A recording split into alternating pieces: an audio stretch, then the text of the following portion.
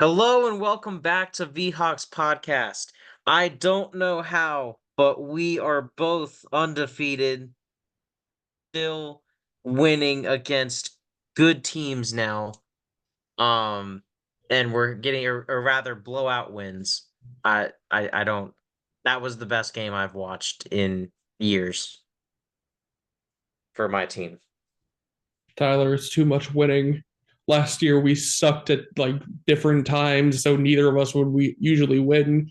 This year it's too much, Tyler. It's too much It's winning. never enough winning, Matt. It's never enough. We've got to continue to win. We've got to win it all. And then We've at got some to point win more. We we're gonna will have win to win. more. We're gonna have to win against each other. One of us is gonna have to be sad, and then the other one's gonna go win the Super Bowl. And then we're gonna be like, okay, we're done. That's enough winning. And then we'll just tie for some reason. I don't know. But speaking of oh, that's one. Cincy, how we doing?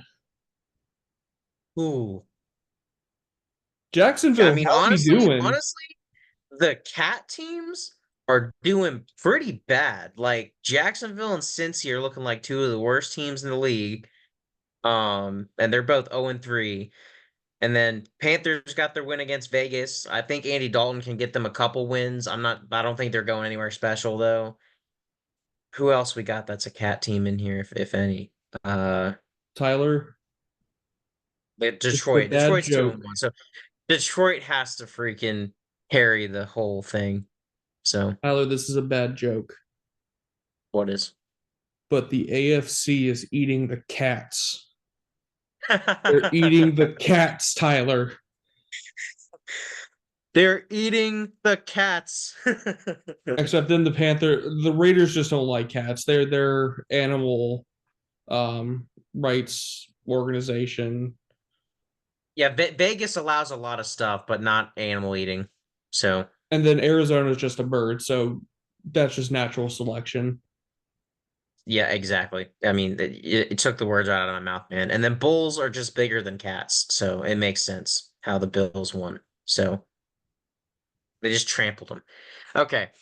But yeah, I mean, going through starting at Thursday's game, I mean, we wouldn't be surprised if New England won based off of how week 1 and 2 went. I even picked them to win, and obviously the Jets decided to wake up and start playing better football. New England had trouble moving the ball other than rushing, and even then they couldn't really get it done. So, I mean, good to see the Jets kind of bouncing back again. Hopefully they don't do too well week 5, but that's another conversation. Um, so they're bouncing back. Cleveland just my expectations aren't very high, and yet I'm still disappointed for Yeah, them. my expectations were low. And yet you Yeah. still found a way, Cleveland. To lose to Daniel Jones. Also, how bad does that Oh, make Jacksonville now? right. This whole thing's just going to be how bad is Jacksonville because that's all. Like, Dude. And then both of us picked Green Bay. And I mean Tennessee's Will Levis, if Will Levis stops turning it over and I think he has a pick six through 3 games now. If he stops doing that, like he wins 2 of those games. Like he still loses against Green Bay, but I think both week 1 and 2 were by one score, if I'm not mistaken. So I don't know if he threw a um pick six against the Jets. I think he just had that stupid fumble by the goal line. uh oh, that might okay. Well, turning it over in general at bad situations. But yeah, you just gotta make better decisions, man. But I mean, so both of our teams runner up as AFC South behind the Texans are not looking well at all. 0-3. I'm happy Chicago lost to Indianapolis. Definitely great. Jonathan Taylor decided to reintroduce himself as one of the rushing leaders. So always good when a running back that leads the league a few years ago decides to come back. Caleb Ooh, Williams is doubling his yardage total week to week to week, but somehow still sucks. Um, Indy almost couldn't choked be this happier. game, but there's still a lot of issues with Caleb Williams, and a lot of things need to get figured out. And I'm sorry, but this Colts game was supposed to be the game that y'all got it turned around on offense, and y'all completely crapped the bed. Because Yeah. Indianapolis had like I believe, what was it, the worst defense statistically in the league coming into last week or coming into this week. Yeah, it was definitely worse run defense. I'm not sure about pass, but It still wasn't good because at least week one, CJ Stroud was tossing the rock over their heads every other play. So, right. and then New Orleans. As usual, we'll skip our games till the end. Actually, it's kind of different than how we do reactions, but we have something different in mind for our reactions this week, so we're gonna save our teams till the end. Philadelphia finally knocking off the Saints. Saints magic might have just died. I think I was telling Matt a few days ago that I think that they're gonna start dropping a deep safety on Raheem Shaheed and trying to take away some of these play action passes that the Saints like to run, and Kamara dealing with him, putting more guys in the box. And I think that, both offenses were found it difficult to move the ball, and in close game, Philadelphia pulls it out. I still think there's some questionable play calling, but in reality, the play call against the Falcons last week wasn't even a bad play call. So it was perfectly delivered by Hurts to Saquon Barkley. If he catches that ball, he might even score a touchdown.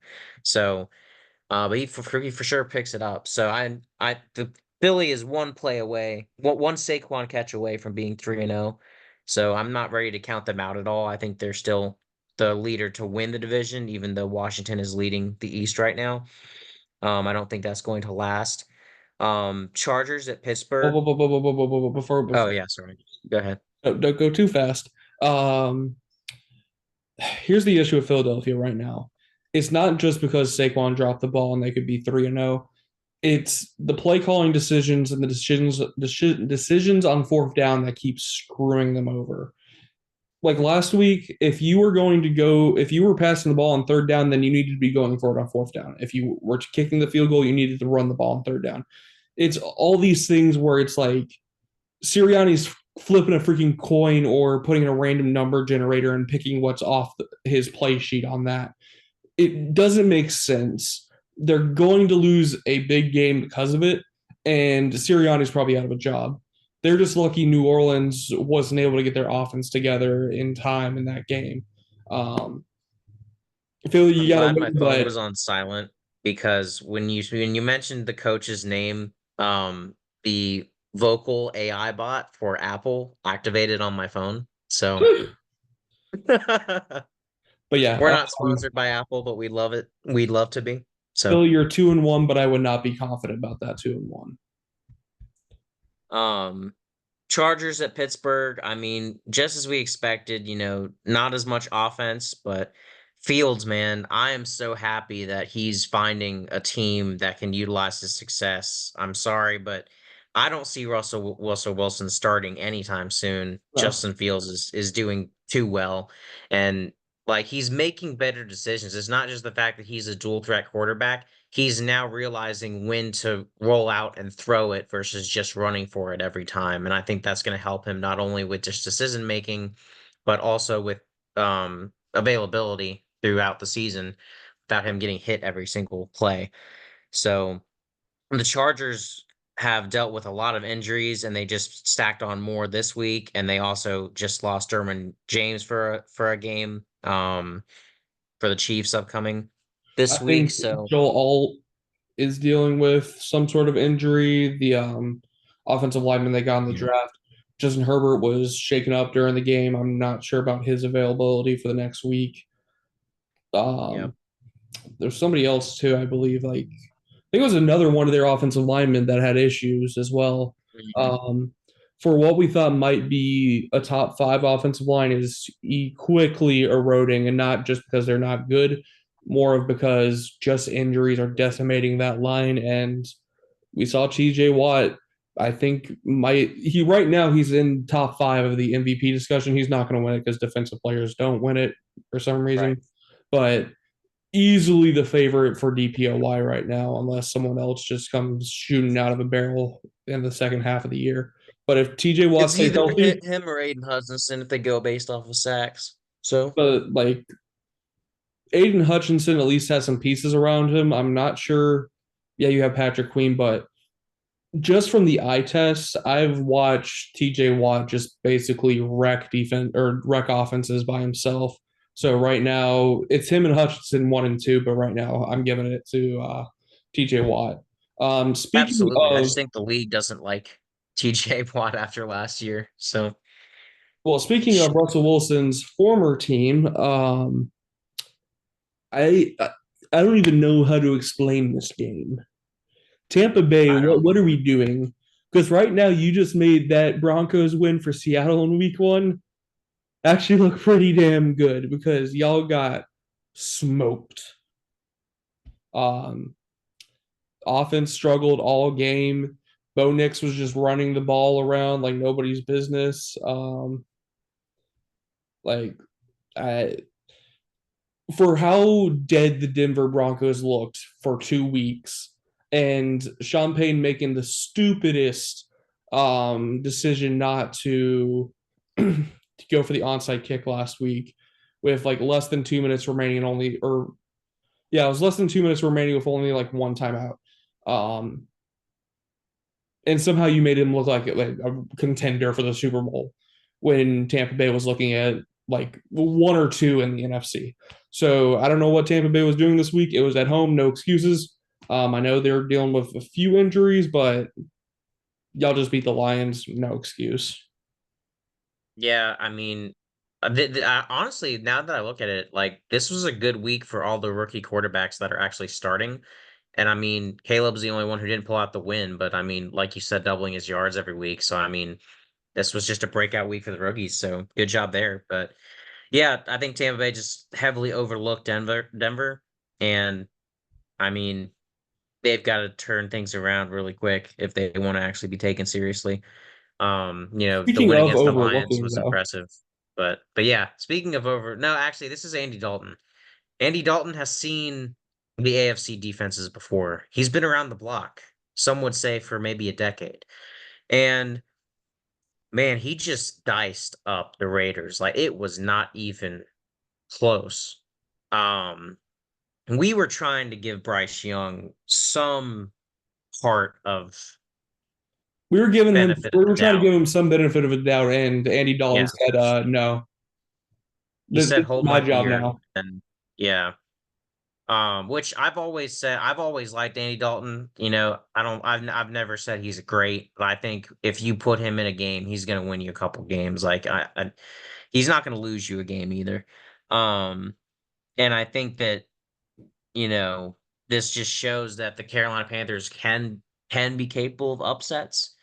Um, and at this point, I know the Panthers coach had said they plan on bringing Bryce Young back up to starting at some point in the season. But if Andy Dalton keeps playing like this, why would you? Though I also respect that they're not completely giving up on him. I think it's one of those things where it's kind of okay, you're shaken up, your confidence isn't great. Let's sit you down, watch Andy run the offense. Let's get you prepped. Um, Sadly, Adam Thielen is on IR, so won't be back at least until October 27th. That's Sad my to see him favorite go. player in the league. Sad to see him Sad. go down, but it seriously, like I know we said Adam or not Adam Thielen.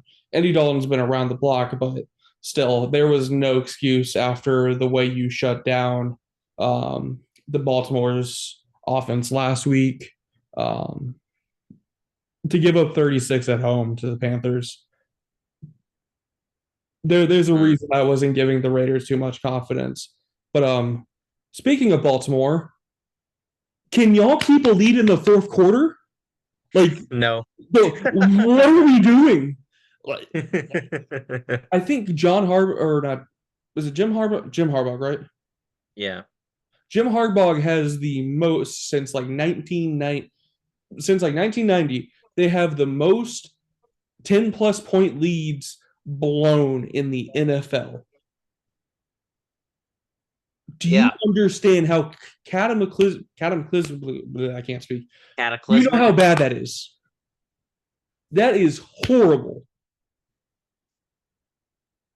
You're Uh, lucky you won this one, Baltimore, because your fan base would have been ready to burn down the stadium after that. both these teams should be burning. Okay, the home team should have been burned Yeah. decades ago.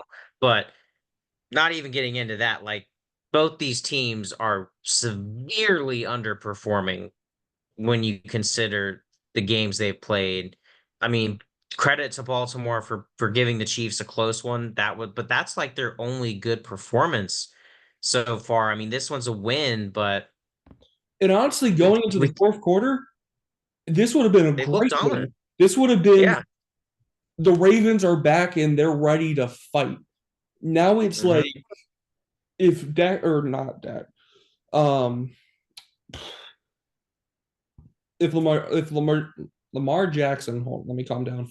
If Lamar Jackson did not like pull off one of the greatest fakes of all time that even got the broadcast, like Avery, ESPN, and every other analyst has had to state that the broadcast was fooled for some reason, whatever, and they would have had to punt,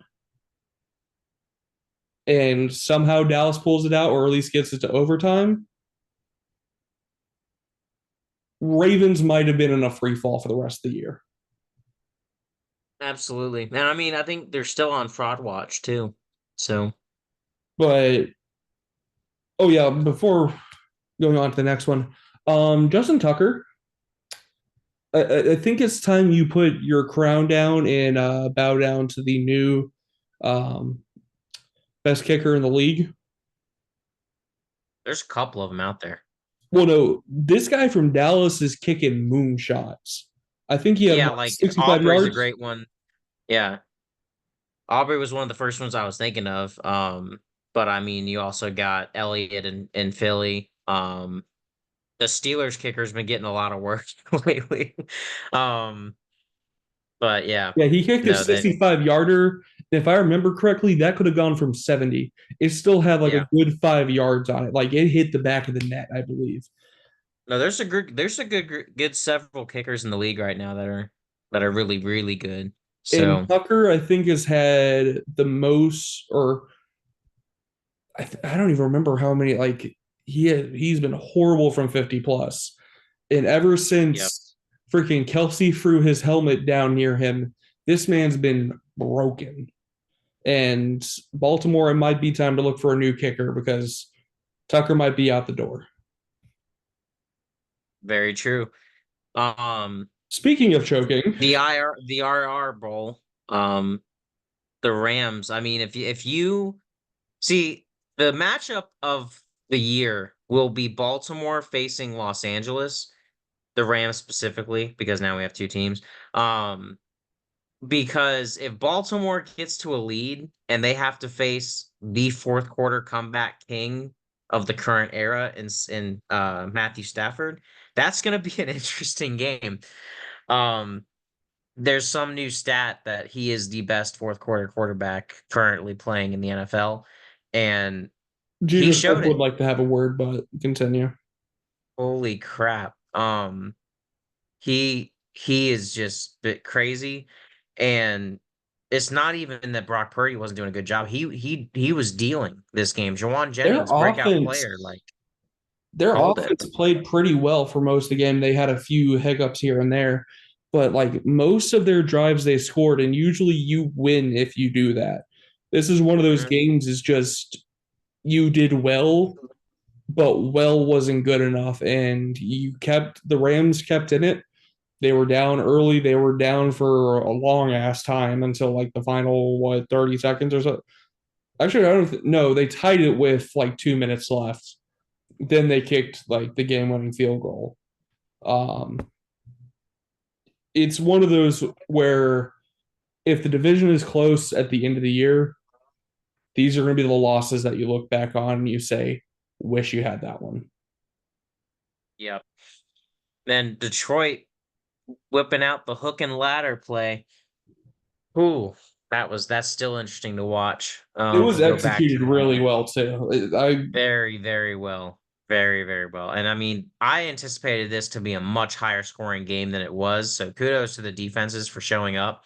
But I mean, Kyler Murray just cannot beat Detroit. He has never beaten them in his career. I think he's now 0-3-1 because they tied once. yeah. So um so that's just crazy. I mean, the Lions offense is to be trifled with, but their defense is vulnerable. Just got to know how to attack it.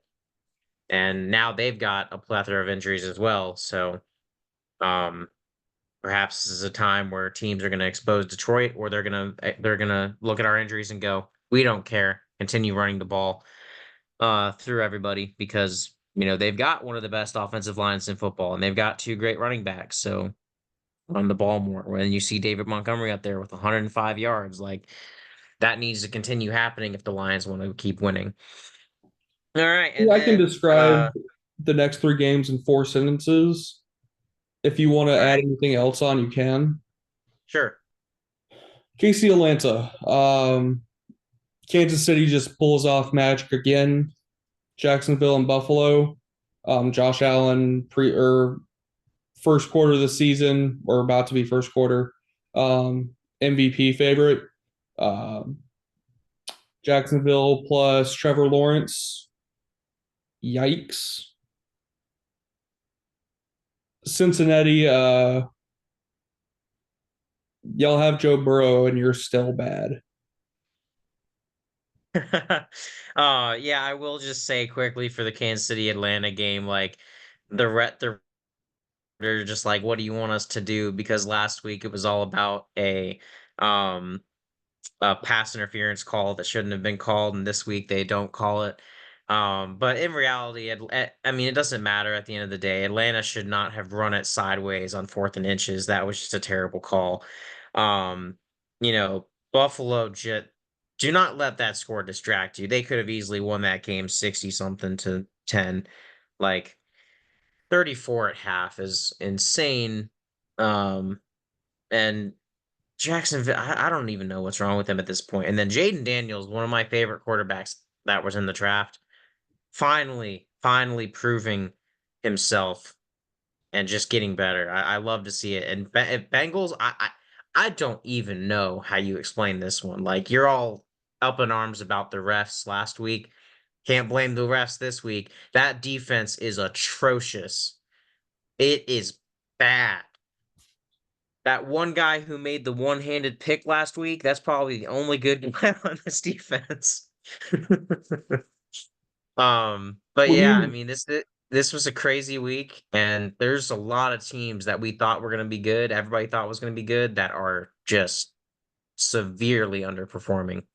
would you agree Jaden Daniels is probably rookie of the year, or at least offensive rookie of the year so far?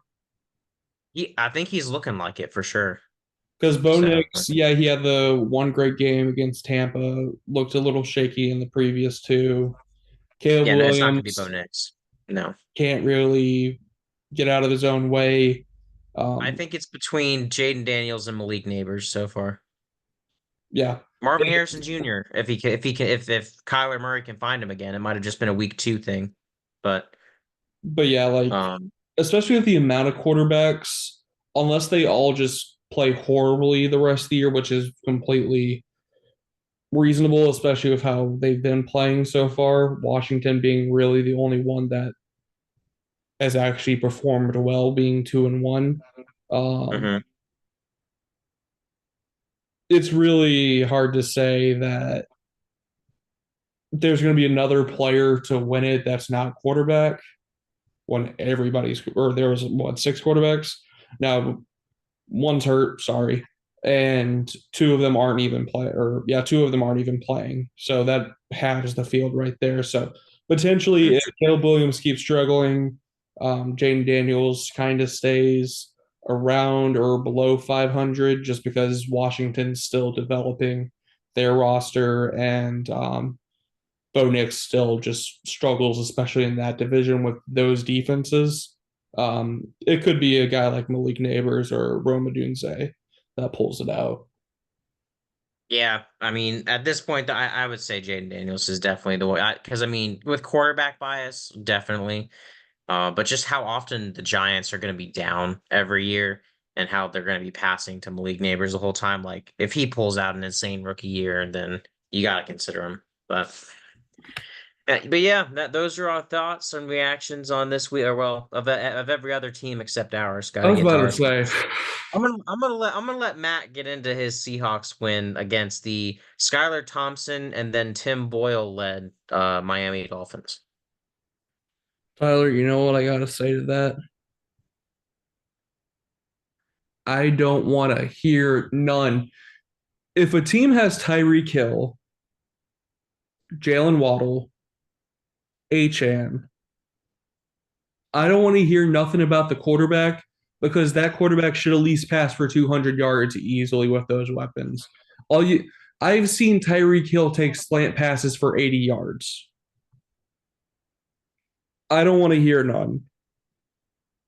You cannot take those weapons with over a week of prep.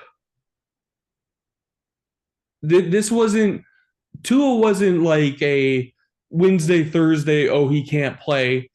They knew this since the Thursday night game.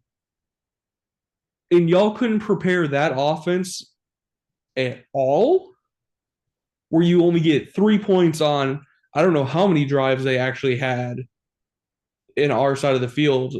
We got them on two different occasions where they were goal to go and they came away with 3 points in those two trips. Our defense is playing insane right now. Offense, still worried about the offensive line. What's his name? George Fan is on IR for the reasonable future. For the future, hopefully we'll get him back in 4 weeks. Hopefully, there should start to be reinforcements coming, but right now it's just team has to use what they have, and with both Leonard Williams and Murphy going out during the game, to still get 6 sacks. And I don't know how many QB pressures, QB hits, all that stuff. We were hounding those quarterbacks all game long. And it was great to see Charbonnet finally get the run game going. 18 carries, 91 yards, 2 TDs, especially after last week where he had some struggles. We saw in like the final drive or so that they started to get him going. It was just in the overtime period, so you didn't really get to see that get into anything. This game took a little while too, but like especially in that second half, they got that ground game going, and it was great to see, especially hopefully getting K9 back soon, especially with the Lions game coming up. We're going to need to be able to run the ball. Um, Geno Smith, 2 picks, but I'm only giving him partial blame. The second one is just a freak uh, interception where the ball got batted at the line. Not much you can do about that. Ball was batted, popped up in the air, and there was just a defender waiting there for it. I'm not going to blame him for that one. And the first one, he was just trying to get the ball out on a in the end zone, so he wasn't sacked for a safety. It was a little high and just bounced off Charbonnet's hands into another player. Those aren't interceptions that you're going to see often, and it's one of those things where it wasn't his decision making. It was just freak accidents that turned into picks, which luckily our defense has been playing well or great enough that out of 2 turnovers, we only gave up 3 points. And the interception they got at the goal line, they had it at the 4 and had 3 plays, couldn't get it in. So great win. Finally, we get a game that's not last second. Oh, we scored. Okay, we win. Yay. It was a well rounded game. Defense is playing great. Excited to see this team against Detroit on Monday night next week. Yeah, I mean, no, the defense is doing well. Offense is looking good too, and then only get better with Walker coming back. Again, I just think the quarterback play wasn't there for them, so I think you just rattle the quarterback. That's all you really need to do. Um, but I mean, your corners can hang with the best in the league, so definitely a dominant win as it should have been. That's what I'm saying. Like if you guys had made this a close game or had lost this game, I would be laughing my ass off right now. But Oh no, yeah, you guys for put them away forgot as to you say should have. this. Two straight two What? straight weeks with DK Metcalf running past the defenders and getting a long ass touchdown. We love to There see you it. go. We love to see it. Um, but speaking of no longer having a win at the last minute, besides the Giants, ooh, we got the most impressive win arguably this week because you could look at Carolina and go, it came out of nowhere, but first game with the QB change, so it's kind of like, you know, Tampa Bay just overlooked Denver, and then Jacksonville just sucks. So is the Buffalo win like as impressive as it looks? But It this was was a an battle, impressive win, though. You Minnesota and can't deny Houston, that. huh? At least score wise and domination wise, it was probably a little bit more impressive just because of the score and how easily they did it. With scoring, of course. Yeah, I'm just saying in terms of just pure team If we're domination talking and talent to talent wise, then yes, you have probably the yeah, most talent to impressive. talent in addition to the domination. Yeah, because like CJ Stroud looked like he was an actual rookie quarterback and was just getting his first taste of NFL action on Sunday. Like he didn't have any of those signs last year in his rookie year. So I mean, it was bound to happen for him at one point. But Brian Flores put on a clinic. This man, first play of the game was a holding penalty, so not the actual first play of the game. So 1st and 20, first pass, pick. On our backup off-ball linebacker, one of our key players that was out this game, who I was like, that could be a problem. Ivan Pace being out. Kamu Grugier Hill stepped in his place. First play of the game, he gets a pick. So it's a ton of revenge games for both guys on both rosters. Like, Stephon Diggs got ten receptions for like 94 yards, I think it was. Yeah, there it is. It's right there. If I can actually just read. Um, like I didn't realize he was the leader, but yeah, it makes sense. We distributed the ball well. But yeah, CJ Stroud threw two picks, one touchdown to Cam Akers. And that was the only time they could capitalize. I mean, they had one other drive where they kicked a field goal, but they missed. And I mean, granted, it was a 54-yarder, so I mean, you don't always make those, but uh, they just could not get the offense going. This was our first game this season without any turnovers from our side, so we hung on to the ball and did what we needed to do. Like Sam Darnold, like he doesn't have I've been saying it forever. He does not have to reinvent the wheel. He doesn't have to throw for 300 plus yards and four touchdowns every game. But he can throw for four touchdowns in this game. And he definitely did, but holy crap, we had a balanced attack on passing and rushing. Aaron Jones just diced the Houston defense there, had a couple long runs, and I believe he had like eight something per carry. It was something crazy like that. Um, Going into like the end where we were trying to ice the game away. Um, but no, as of right now, Sam Darnold is the best quarterback in the league so far through 3 weeks. And that is something that I don't think anyone was expecting to say at That the end of week three. I think 8 touchdowns, two picks. Who's better? Josh Allen. How many touchdowns, how many picks? I know he has 0 picks right now Maybe that was what I saw Sunday then. because he had 4 touchdowns just this Sunday or Monday. But James Cook scored like all the touchdowns one week, I believe. He has 7 touchdowns, no picks. Okay. He is the most okay, as of right now then because of Josh Allen's performance Monday. He has the most passing touchdowns of any quarterback in the league right now. Um He's which a is top two insane. quarterback right now.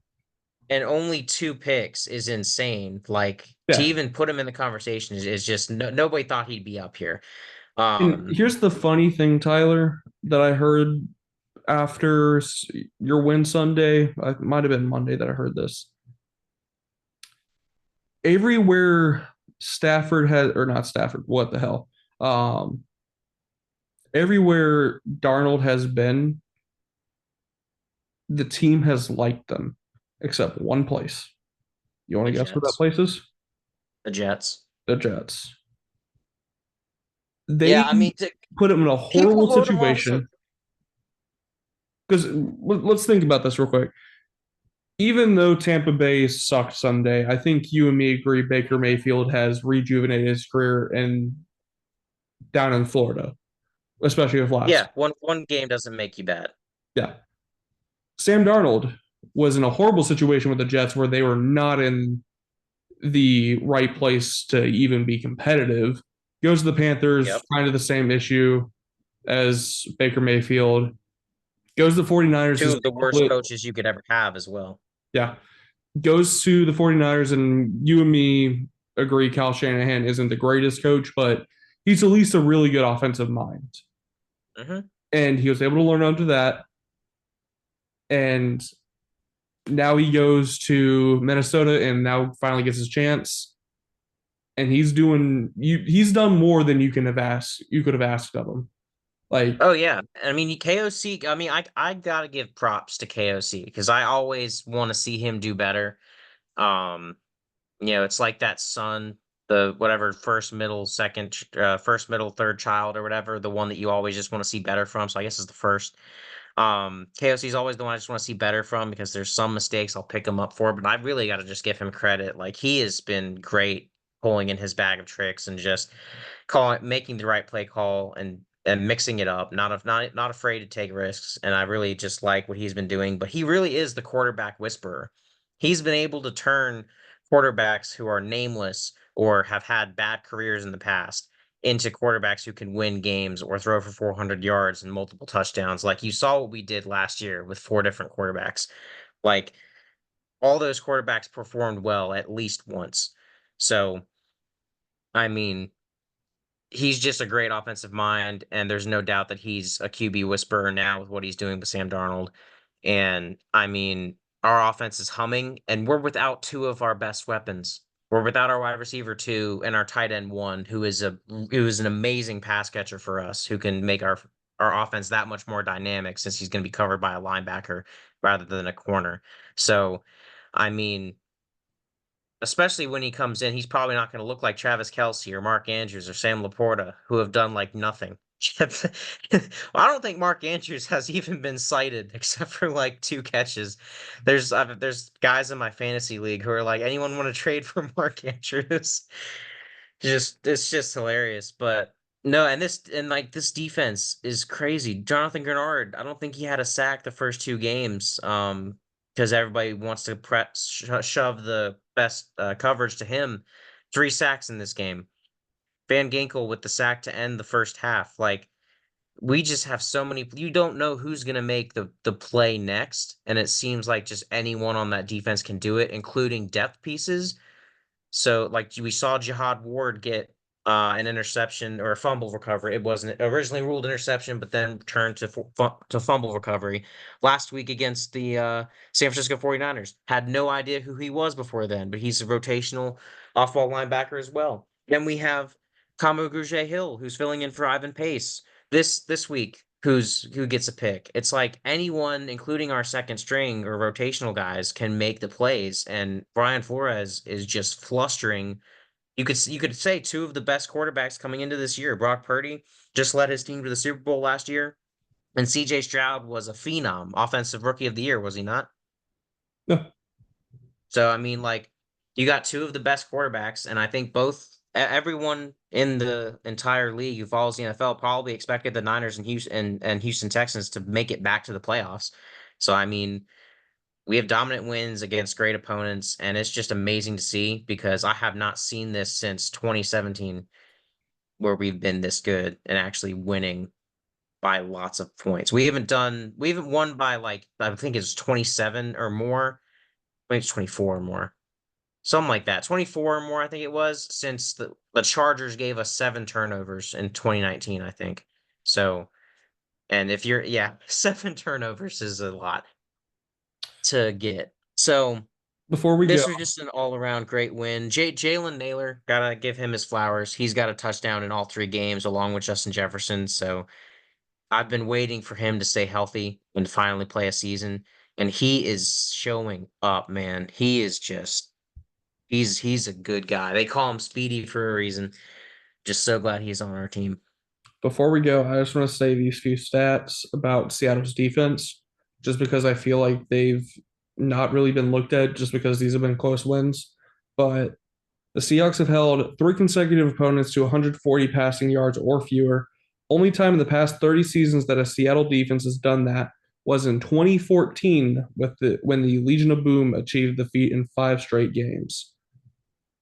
The Seahawks have allowed just 3.9 yards per play, which ranks first in the NFL. Denver Broncos are the next closest at 4.5 yards per play. Seahawks have allowed just 4.7 yards per pass attempt, which also ranks first in the NFL. Buffalo is next at 5.5. Seahawks have allowed just 248.7 yards per game, which ranks second in the NFL. Seahawks have allowed just 132.3 passing yards per game, which also ranks second in the NFL. Put some respect on McDonald's name. And Ravens, y'all know y'all miss him. All I gotta say. Absolutely, and that defense is great because it's like it's the same with Minnesota's. It's the complete opposite actually with Minnesota's defense. We'll give you a big play every once in a while or a chunk play through the air, whatever, right?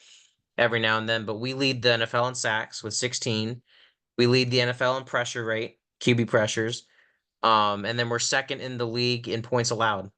So, I mean, we are just both of our teams so far have elite defenses, definitely top five.